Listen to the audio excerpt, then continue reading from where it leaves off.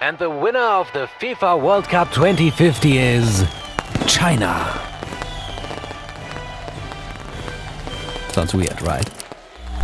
But that's what's gonna happen if everything goes as planned for President Xi Jinping. What plan? The Chinese Football Development Plan. Just like with walls, Silk Roads and tech companies, their football plans are massive. China plans to build whole football cities, 16 to 18 until 2025. These football cities are planned to have at least 2 professional clubs, 1 youth training center and a batch of local training centers. China is the most vibrant football market out there, and there is a heated race among Barca, Bayern and all other European clubs for a share of China's massive football fan base. Welcome to the First Athletic Interest Case Study, a new series on our channel in which we team up with partners to look into the most interesting stories behind sports. And what better partner to start with a case study than WHU professor Sascha L. Schmidt and his Harvard colleagues, who will help us understand how European football clubs are going east to build their brand in China.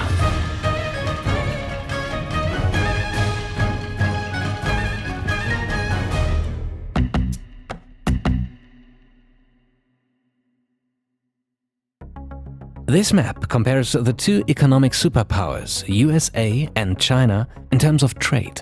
The blue countries trade more with the US and the red countries have more trade with China. That was in 2000. Fast forward to 2020 and the picture looks very different. China has overtaken the US and is now the country with the biggest economy in the world. Price adjusted, China's share of the world's GDP is almost 20%. China's rise to economic superpower is unprecedented. Almost all industries have shifted their focus to the Chinese market and its fast-growing middle class with millions of consumers. Apple, Nike, Volkswagen all focus heavily on winning over Chinese customers to sustain their market position. They have to. China is already the largest smartphone market, the largest car market, and largest apparel market. What about sports? For the longest time, China was overlooked by the major global sports players as a market that is only interested in table tennis. Today, they all want to win over the Chinese sports fans. This includes the most popular sport in the world, football. Just like Apple, Nike and Volkswagen, Real, Chelsea and Bayern have to deal with saturated home markets. If they want to grow, they need to find new fans abroad. The goal is to build a strong global brand to increase sponsorship, merchandising and broadcasting revenue. And the conditions couldn't be better. For many observers, China's football ambitions were mainly reflected in crazy transfer sums for the likes of Oscar, Hulk and Alex Teixeira. Local talents and a successful national team? Not so much.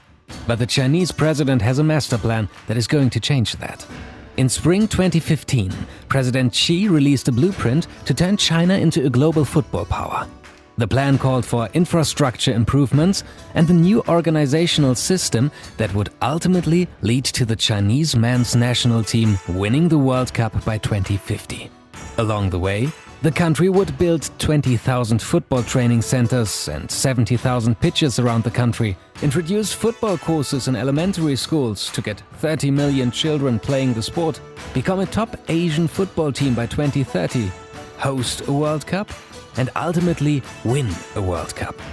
With the words of the president himself, implementing the Chinese dream of the glorious revival of the Chinese nation is intricately linked with the dream of China becoming a football powerhouse.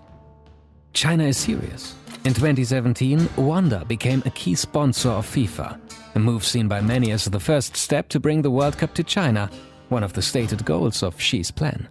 And anyone who has watched the Euros could notice the incredible visibility of Chinese companies. It is time for the big European clubs to make a push into China. As Karl-Heinz Rummenigge, former chairman of FC Bayern, puts it, when the government of China is starting such an ambitious development program, you do not have to be a prophet to foresee that football will be the dominant sport in China for the foreseeable future. So how does a football club enter a new market? The 3 key measures clubs are taking to enter new markets are, first of all, the opening of new offices.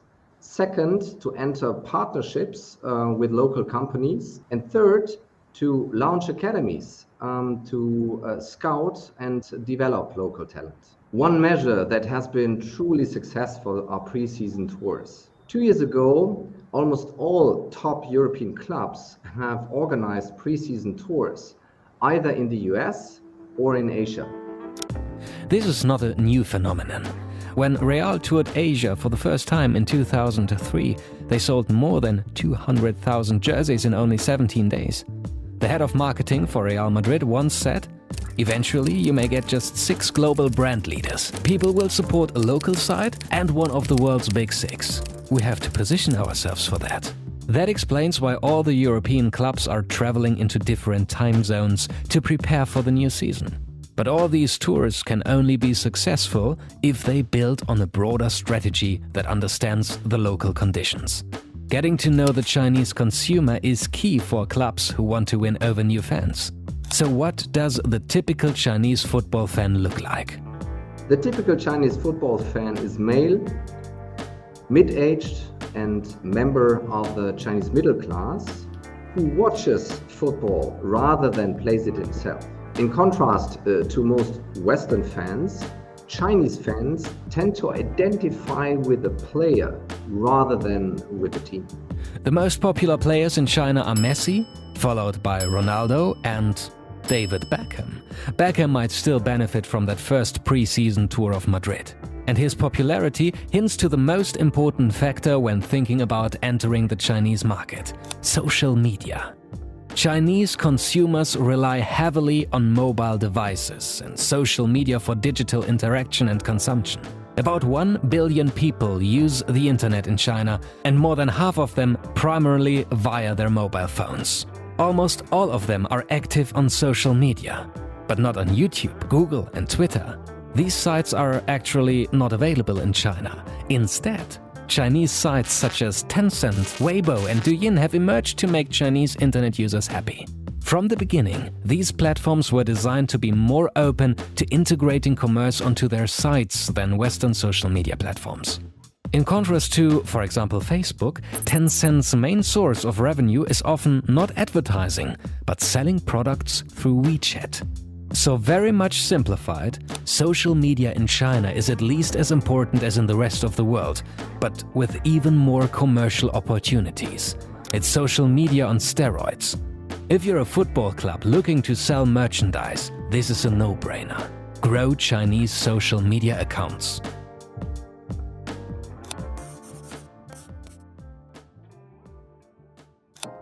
So, which clubs have done the best job so far? Who has the largest reach on Chinese social media? On Weibo, which is similar to Twitter, Manchester United has the most followers, in front of Barca and Chelsea. On Douyin, which you will know as TikTok, Barca is number 1, followed by Real and again Chelsea. But when you watch this video, these numbers are probably already outdated, because the European clubs are growing like crazy on Douyin, from 2.5 million in 2018 to almost 20 million in 2020. One of the fastest growing teams is Bayern Munich, who has been named the most influential sports club on Douyin in 2020. This is a consequence of a strategy introduced in 2015. They saw the growing importance of going global and that social platforms like Douyin will be the key to the Chinese market. In contrast to other clubs, Bayern decided to build up its own China team in-house instead of giving a license to a local partner. This gave the club more control, flexibility and access to fans. And it built credibility that other clubs are now missing because they try to commercialize as soon as possible.